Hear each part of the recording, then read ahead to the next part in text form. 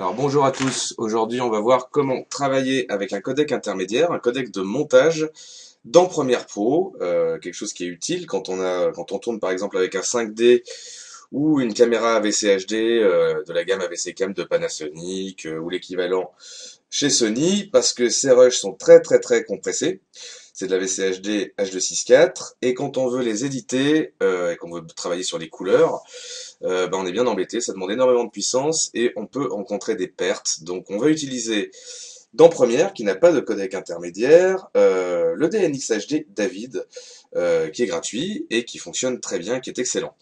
Donc la première chose à faire, c'est d'aller sur Internet, de taper dans Google Avid codec 2.3.4 LE, c'est la dernière version en cours.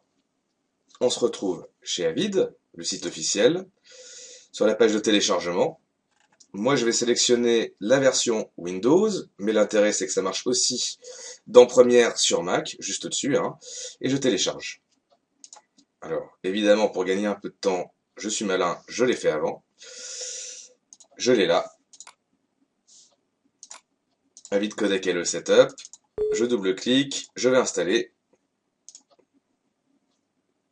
C'est parti. C'est très rapide. Suivant, j'installe. Et c'est déjà terminé.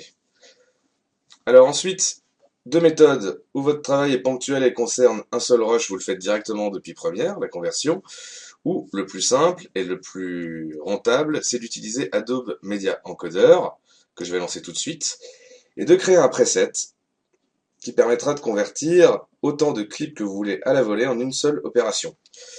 Donc là, je vais supprimer celui-là, voilà, merci, et je vais glisser, pour l'exemple, un rush de 5D, que je trouve ici par exemple, allez on va prendre celui-là, je le glisse dans Adobe Media Encoder, et c'est ici que je vais faire mes réglages et créer une préconfiguration.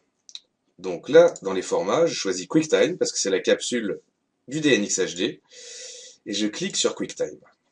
Et là, c'est le drame, parce que je n'ai droit qu'au DV. Mais c'est pas grave, alors on va prendre pas le DV, et on va descendre à la rubrique vidéo. On voit que DV 25 pal, c'est pas ce qui nous intéresse. Et en cliquant dessus, au miracle, on voit Avid DNX HD Codec. Et on a le bouton réglage du codec sur lequel on va cliquer. Il est juste là.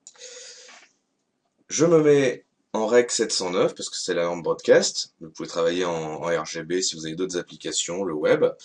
Et donc comme mes rushs viennent d'un 5D, ils ont été tournés donc en 1080 24p. Et moi je veux passer de 8 bits à 10 bits. Donc je descends à 1080 24p. 10 bits, et le débit que m'indique ce codec, c'est 175 mégabits, ce qui correspond à peu près à 20-25 mégaoctets pour un disque dur, ce qui est tout à fait jouable. Je le sélectionne, je clique sur OK. Alors là, c'est très bien, on a notre codec, mais pour la taille d'image, c'est pas bon, puisqu'on est parti du DV, donc on tape 1920 par 1080. Voilà, l'image de la HD du 5D. La cadence d'image, on passe à 24 images par seconde. On veut pas d'image entrelacée, on veut du progressif. Et on veut des pixels carrés. On vérifie en dessous. Vous pouvez choisir la profondeur de couleur et monter à 32 bits. Bon, personnellement, je vois pas trop d'intérêt, je reste en 24 bits. L'audio, pour un 5D, on s'en fiche un peu, parce qu'en général, on prend pas le son avec, mais on le laisse quand même en PCM non compressé. On check. Voilà, là c'est très bien. Et maintenant qu'on a fait tous nos réglages qui vont nous servir indéfiniment avec un 5D, on va enregistrer la préconfiguration. Et je vais l'appeler Avid DNX HD 1080 24p. J'étais à un débit de 175 mégabits par seconde sur une profondeur de couleur de 10 bits. Je valide, comme ça elle me resservira indéfiniment. Je valide le tout. Voilà, et on voit que ma préconfig est nickel. Je glisse un autre clip si j'ai envie. Allez, soyons fous. Et j'ai la préconfig qui apparaît ici dans la rubrique QuickTime. Je vais enlever celui-là pour aller plus vite.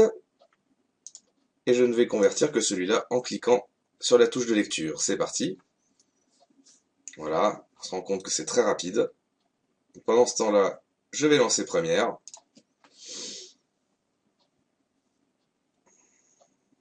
Voilà, j'ouvre un gros projet. Voilà, ça va mettre un tout petit peu de temps à charger parce qu'il est très lourd. Je regarde ce que fait. Voilà, et je regarde si Adobe Media Encoder a terminé. Il est en train, il se dépêche. Je vais donc l'importer dans Première. En glissant, il est là. Voilà. Et me voilà avec un magnifique fichier DNxHD dont on peut voir dans les propriétés qu'il a bien été transcodé. Voilà. Codec DNxHD Rec 709. C'est tout bon. Depuis Première, c'est génial parce que ça marche aussi. Donc je fais fichier exportation. J'ai la même préconfig, donc je peux réexporter n'importe quel montage et passer sur Media Composer si j'ai un travail collaboratif avec du Avid DNxHD. Voilà, c'est terminé. J'espère que ça vous a aidé. Merci à vous.